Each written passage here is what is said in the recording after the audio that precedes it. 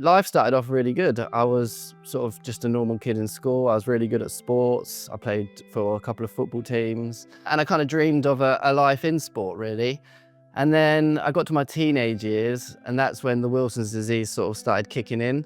And what it is it's a buildup of copper in the blood, and your liver can't process that copper. Although things were sort of progressing slowly and I was deteriorating slowly, my mum was taking me to the doctors. The doctors kept sort of just saying, oh, we can't find anything wrong with him. He's just a normal teenage kid who's obviously just tired, try and get more sleep, try and eat properly. But then I started to develop these nosebleeds and cramps, and the symptoms just got worse and worse. And then eventually I just had full liver failure. So my stomach was really severe pain. I swelled up through water retention, and I got rushed to hospital one day, and that was really where the sort of diagnosis all started. So I was admitted into hospital, rushed in, and they thought they could be appendicitis. And then they were doing all these tests again, and they actually couldn't find out what the problem was. And I found out later on that they told my mum that if they couldn't work out what it was, then there was nothing they could do for me. So I came very, very close to death. Luckily for me, someone came to the hospital who had Wilson's disease for one of his yearly checkups. And the doctors that were sat with him, sort of just talking to him, and they sort of had this brainwave moment to test me for it. Once they diagnosed me, I got rushed to King's College Hospital, and that's where the real treatment started. They wanted to give me a liver transplant right away, but I was a teenager. I think I was like 14 years old. It scared me, so I asked what other options there were, and they said they could try medication. And luckily for me, that kind of worked. And I was off for like 3 years, but eventually I managed to get back to school, and it kind of gave me a pretty decent life again. I was able to go traveling, go to university, go to college. But the problem was my liver was so badly damaged from early on that they said eventually you will need a liver transplant. And I got added to the transplant list in December 2018. And I had a 6-month wait until I got my transplant, which was a tough time. I had 4 calls in that time. So 6 months of kind of waiting at home. You can't go too far from home. You have to stay by your phone. You have to be ready for the call, for when they call up. You can't do anything. You can't go to work. You can't go away on holiday. So I think trying to find some purpose while you're waiting is really important as well. So once I'd had my liver transplant, life was kind of slow. There's a lot of recovery.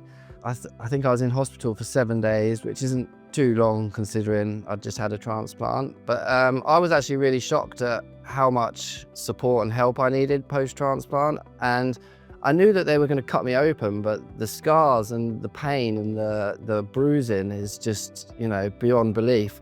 First week for me was sort of lots of emotions and pain.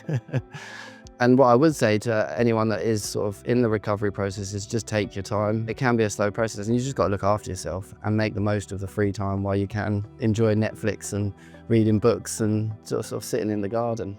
The impact on my family was kind of immense, really. And I always said that I was glad it was me that went through it, because I don't think I could see a family member going through it, because it must be really hard. It was really tough to see I'm the eldest sibling, to see their older brother go through a transplant and then not know when you get taken into the operation room, not know if you're going to come back out alive or not. My liver transplants completely transformed my life. I've gone back to doing sports, which was something I never thought I'd do. I've taken part in the UK Transplant Games and the World Transplant Games. I've set up 2 businesses since I've had my transplant, and I've gone on to speak to lots of different transplant patients. I set up a podcast called the Transplant Strong Podcast to share these stories, all these amazing stories of all these transplant patients and how strong they are. And yeah, so my transplant's just given me a life that I'd never dreamed of, really.